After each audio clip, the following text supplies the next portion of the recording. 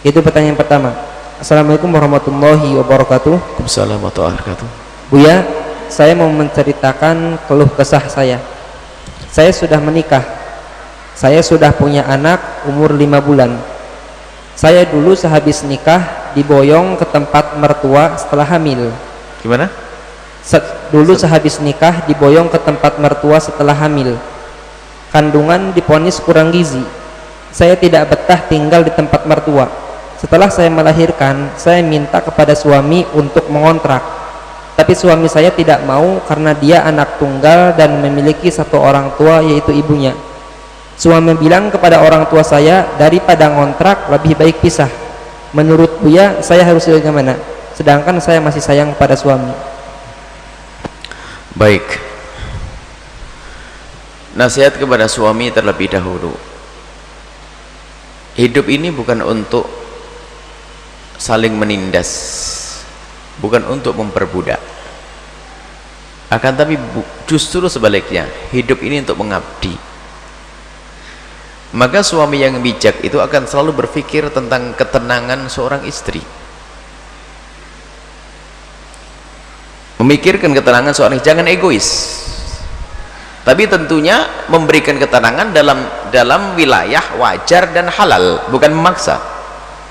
Kalau seorang istri tidak betah di sebuah tempat dengan alasan yang masuk akal dan bisa diterima, mungkin tempatnya adalah kurang islami, begini, wajar seorang suami berpikir dan memikirkan agar nyaman itu hati.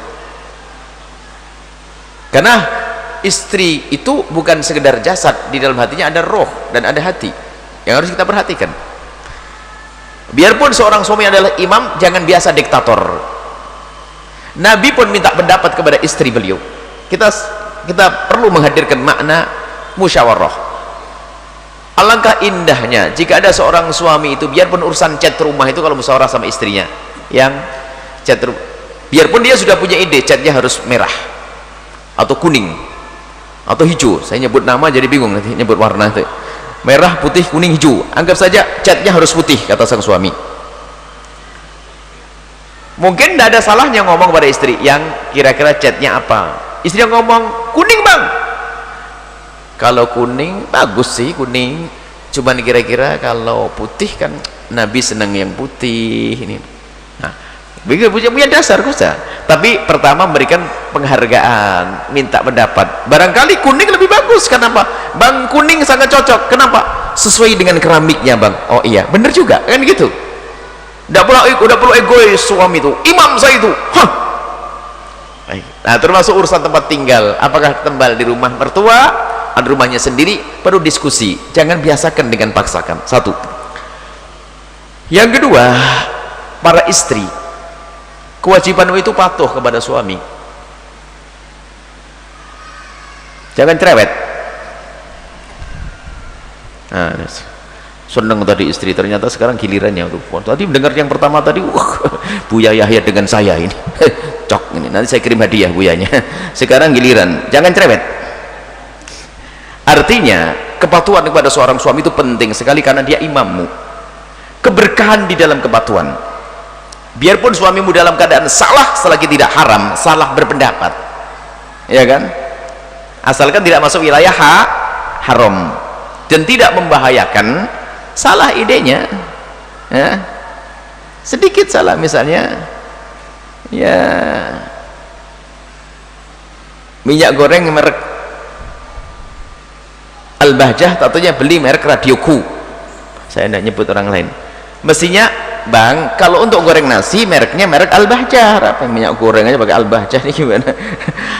Tak taunya suami beli merek Radioku, tidak usah rame-rame, salah ini nih, sudahlah, kan bisa untuk goreng sama-sama. Artinya selagi tidak haram, para istri, dan tidak membahayakan, tahan dulu, tahan dulu. Kadang-kadang wah sudah dikasih tahu mulai tadi kok, sebel tuh, nggak cantik lagi dirimu kalau sudah model begitu. Baik, itu jadi biasakan patuh kepada suami, termasuk urusan tempat tinggal. Apalagi ini yang bertanya tadi, suamimu itu punya kewajiban yang sangat besar yang ada sangkut pautnya dengan orang tuanya. Jangan ajari suamimu durhaka. Saya sebagai seorang suami punya kepatuhan kepada ibu, tidak akan terputus sama ayah. Kalau tapi sudah menjadi seorang istri, akan berpindah. Pun demikian ya, kepatuhan seorang istri kepada suami, kepada bapak ibunya jadi nomor 2, dan nomor 1 suami. Tapi suami yang baik tetap mengajari istrinya untuk patuh kepada bapak ibunya. Ini istimewa, begitu kaidahnya. Bukan mentang-mentang istri harus patuh dengan suami, jangan dekat sama bapak ibumu. Gila suami. Orang yang melahirkan, yang mengizinkan, yang memberi bapak ibunya, mertuanya, kok mertua dimusuhi, ini kan suami gila. Ada yang gila di sini? Nggak ada, alhamdulillah. Jangan keras-keras. Masya Allah. Baik, terima kasih. Bagaimana? Nggak ada yang gila. Karena sadar semuanya. Nah, artinya dari pertanyaan tersebut, hei istri yang soleha, mungkin sekali suamimu itu adalah harus menjaga ibunya, apalagi tadi anak tunggal. Fahamlah dirimu wahai istri, sepahit apapun itu akan menjadi berkah, karena suami harus patuh pada sang istri, sang ibu. Kemudian mungkin kalau meninggalkan ibunya sangat berat, daripada harus meninggalkan ibunya, mending istrinya dipisah. Mungkin maksudnya begitu, bukan maksudnya benci kepadamu, hai yang bertanya. Maksudnya Anda ngerti, artinya seolah begini, hei ibu mertuaku, saya punya ibu yang harus saya jaga. Kalau pilihannya saya harus ke sini, mungkin lebih baik saya pisah. Kenapa? Saya punya kewajiban kepada ibuku. Tapi jangan pisah beneran, diatur deh gimana caranya.